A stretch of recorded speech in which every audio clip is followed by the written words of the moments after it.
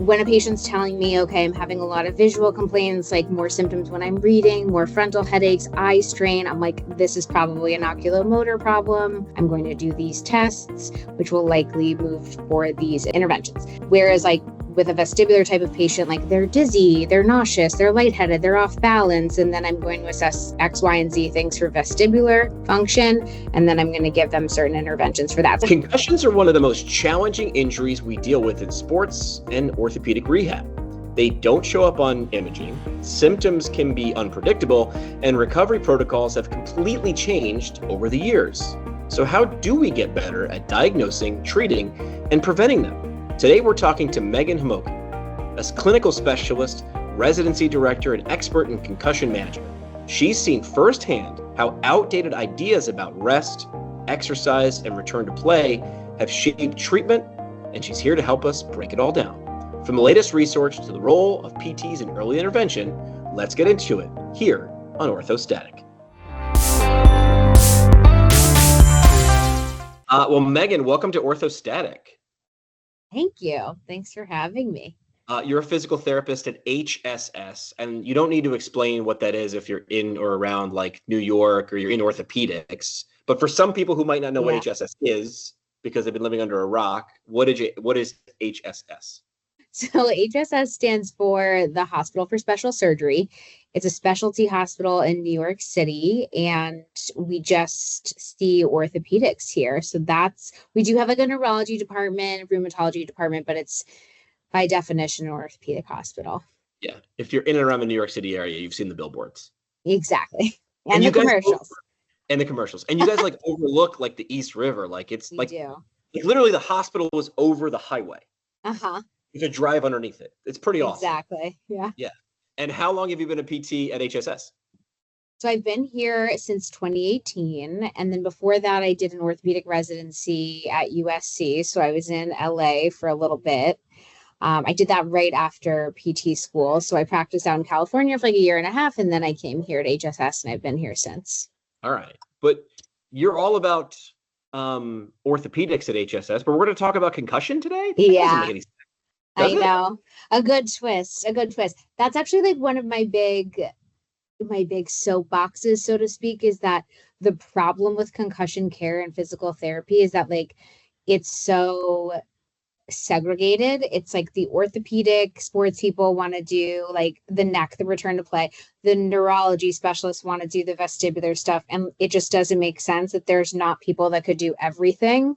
Mm-hmm. And so that's kind of like my personal mission, but also like with our program at HSS, all of our team of clinicians that can see concussion patients have to be skilled in all of those areas. Okay. So we'll start you off with a nice and easy one. Meghan, speaking on behalf of the entire profession, what are we getting wrong about diagnosing concussions? And then what's on the horizon to fix that? No pressure, Meghan, and begin. Yeah, it's really tough. So the biggest, actually, like the evidence says what you would think, which is like, we have trouble because it's a subjective diagnosis. We don't have any true test to say, okay, you definitely have a concussion. People still think an MRI will show a concussion. It doesn't. Or a CT scan, that doesn't either. X-ray, obviously not. So that's like the biggest issue. It's a really largely subjective diagnosis. And the problem with a lot of like misdiagnosis is there's a lot of underreporting and there's a lot of what I call like under-realizing. So people just don't realize that they're concussed. Maybe they were involved in a trauma or something, and there were a lot of other things that they were dealing with at the time, and then like fractures and stuff like that. And then they have a black eye. So like, I obviously hit my head, but whatever, like I got to get surgery for this fracture or whatever.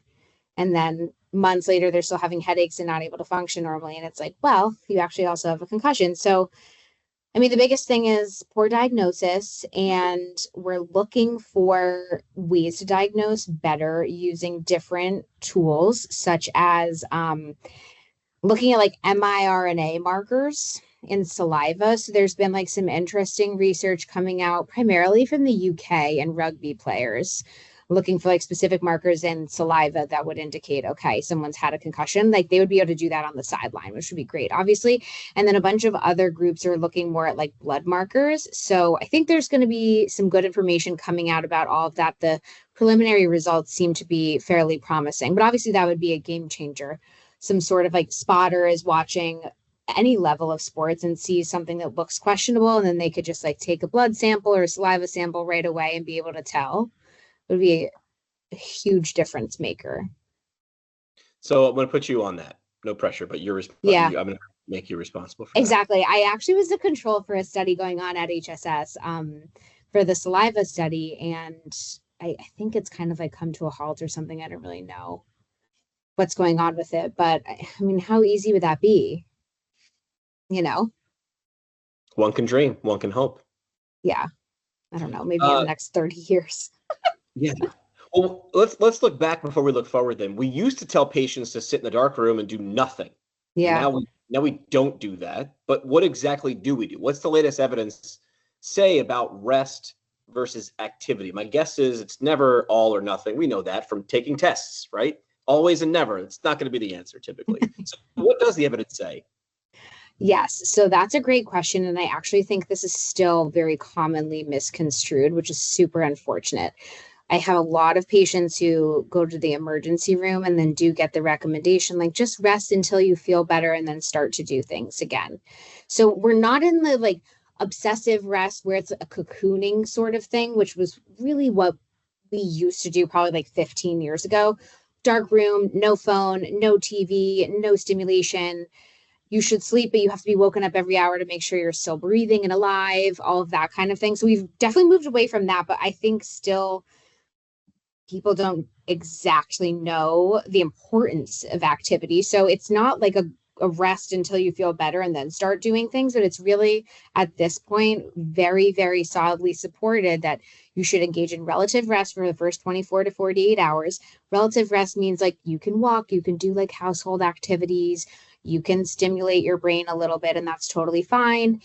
The only time period during which you should absolutely try to abstain from screens is the first 48 hours. And beyond that point, we have really substantial evidence to show that abstaining is actually detrimental to recovery. So basically like 24 to 48 hours, just like kind of relax, do like some normal stuff, and then you can start ramping back up. And then outside of that first 48 hours, like you can start to exercise. So that's where healthcare professionals come in, because we need to guide people about what type of exercise is safe. And so that's really one of the pieces the physical therapists need to do, is like tell people what they should be doing for how long and when and what mode and all of that kind of stuff. And really the cardio is the biggest thing that we need to initiate early. So after just some regular daily activities, aerobic exercise right away. And now you alluded to this a little while ago, right? Perfect would be we're on the field, right? And we're in rehab, but we can't be everywhere. So if you had a perfect world, when should PTs get involved in concussion care? And what are the most impactful interventions we can provide? You mentioned a few of them a second ago, but when and where should we be? Yes, this is definitely interesting, because I think it's one of the situations where the research might be a bit behind what's probably best, if you know what I mean by that. So in the sixth consensus for concussion in sport that came out in 2022, I believe, they said, okay, optimal time frame to start PT is 7 to 10 days post-injury for individuals that complain of headache, neck pain, and or dizziness. And like 7 to 10 days is just an interesting window, because some people are largely better that fast. And so, and if you just kind of were like, oh, well, you're already better, we can like start your return to play stuff, that would be a little bit questionable, I think. Now, I do see a lot of patients super acute, like one day outside of the concussion. And I will say that oftentimes they're so symptomatic that like parsing through that exam is extremely difficult, just because they light up on everything. So then you can't really pick like which symptom profile or which bucket do they fit into.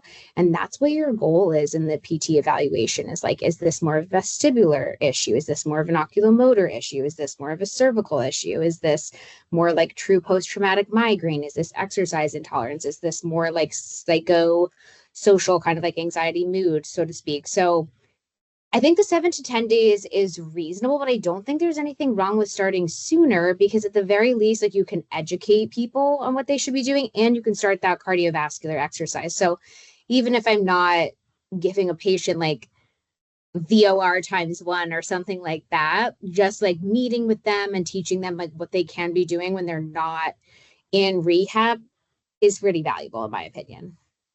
So 7 to 10 days, in Megan's humble opinion, is a little late. I do think so. Yeah. And I also think that it's interesting because things can change so quickly with a concussion also. So, like in regular orthopedics, it's like, okay, it takes like 4 to 6 weeks to see a lot of progress in certain areas. Whereas like with concussion, it's like you see someone and then you see them again 3 days later, and they are like a totally different person, energy wise, personality wise, and also clinically. Things can really flip a switch. So it's a lot of like constant assessing and reassessing. And I think if you really wait 7 to 10 days, then you kind of miss some of that nuance. You mentioned a few of the different clinical profiles of concussion and concussion recovery.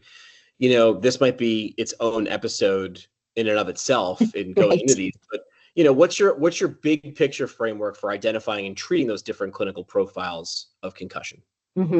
So I really think of it like the treatment-based classification for the lumbar spine, actually.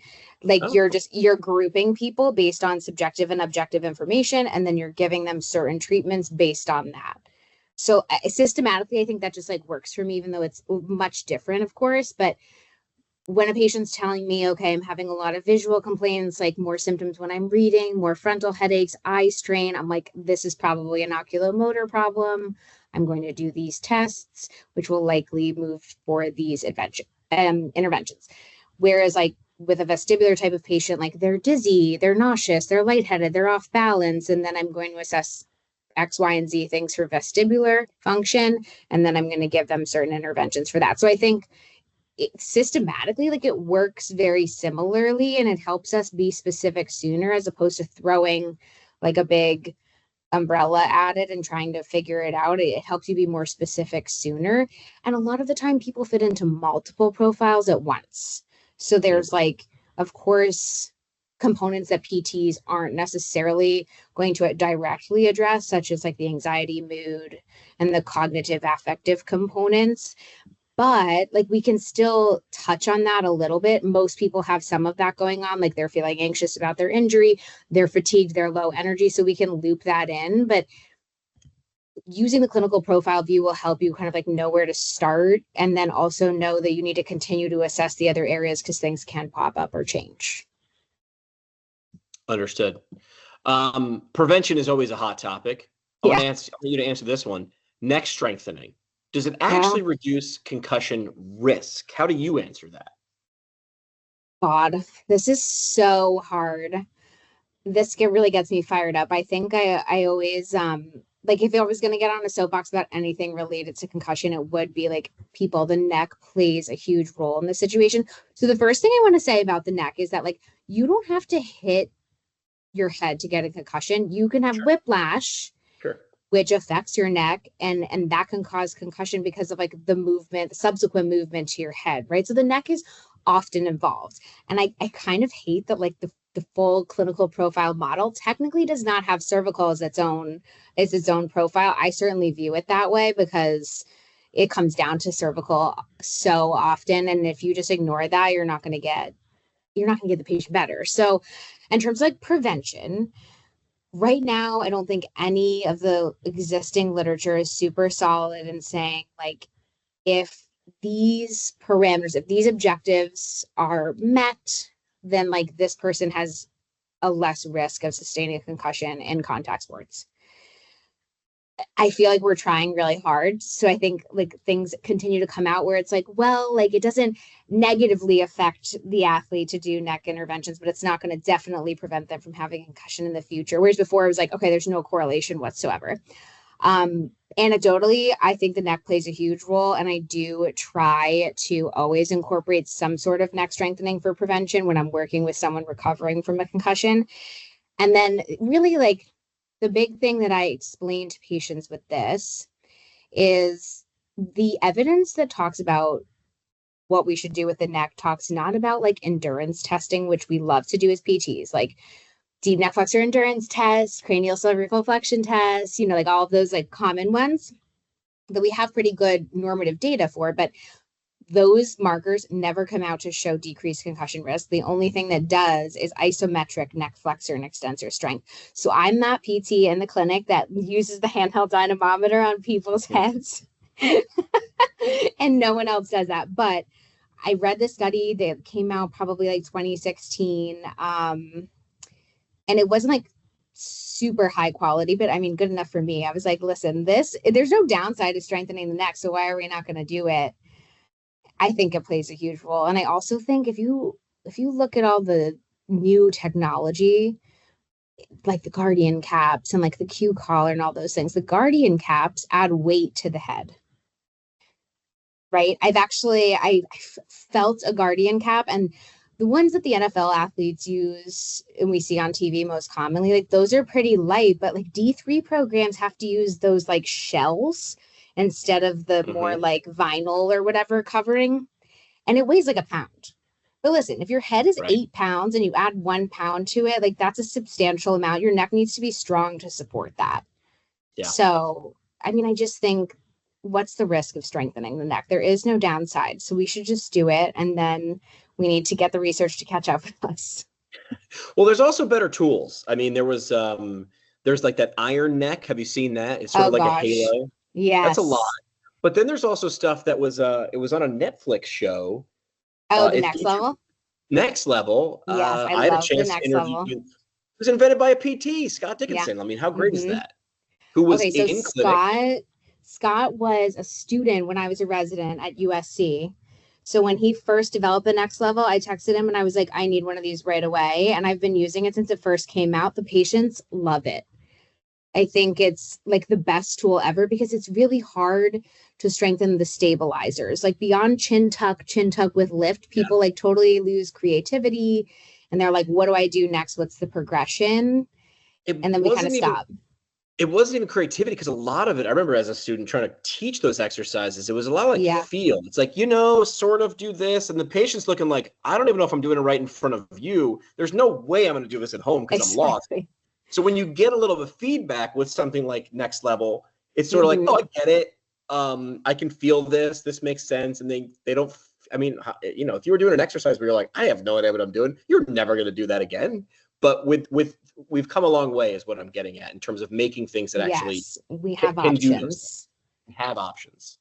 We finally have options. And I like also how the Next Level now has like some objective markers on it, like the newer version where it gives someone the feedback of how far they can move the platform underneath them because, we're PTs, we need objective information. So that's really helpful.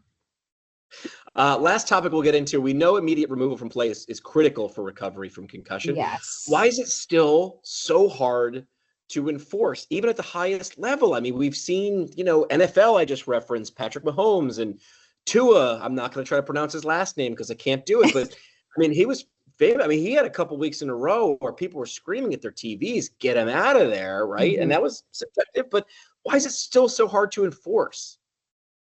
Yes, it is. So I think, my thought on professional sports is this. We have independent neurotrauma consultants. They're independent, right? Then we have these team doctors, team athletic trainers, team physical therapists, whose obligation, of course, it's to care for the athletes, but who is in charge of them, Right, exactly. I mean, it's the leadership in the organization, the coaching staff. So there's a lot of pressure. I think being on the medical staff must be so challenging because you're no one's best friend. And so that makes it really, really difficult. But the biggest thing is what I said at the beginning, the under-reporting and under-realizing. I truly do think that I've met with a bunch of like retired NFL athletes who are like, listen, I didn't know a couple of times that I got concussed right away. That's why I went back into play. I didn't realize until afterwards. And then I felt really bad later on. Adrenaline's going. I'm trying to win the game. Like I'm not thinking about anything. And then of course, there's also these people that are like, listen, I was a second stringer and I was trying to be a starter and I had to keep going. So we do have that problem where we're just like not getting factual information, and we don't have the best way to diagnose and just be like, listen, you're out. The NFL keeps updating their concussion protocol to include different criteria for like what we're looking for on the field to pull someone from the game. But of course, that's not perfect. Subjective. Exactly. But the bottom line is that the facts don't lie. Like if someone continues to play after they are concussed, even 15 minutes, their time to return to play, time to recovery, and symptom severity is all higher. And it's so interesting that 15 minutes is the cutoff. So even if you go back in, but you come out within 15 minutes, you have better chances of recovering faster than if you play longer than 15 minutes or longer than 30 minutes. I mean, so that's interesting if you don't realize right away. But I mean, we have to do better, but we also have to listen to the people who are saying, hey, something's off here. Like my thought is just if it's suspected, the person just should not go back into competition that day. Let's like give it some time and see. But of course, the argument is like, well, this is the Super Bowl, so I'm not going to not play for the rest of this game. And that's what we're dealing with, in addition to multi-million-dollar organizations. It's not even that too. I mean, you see it at all levels of sports, even youth sports, which is, well, how bad is it? Because I can't see a bruise, I don't see bleeding, it's not broken.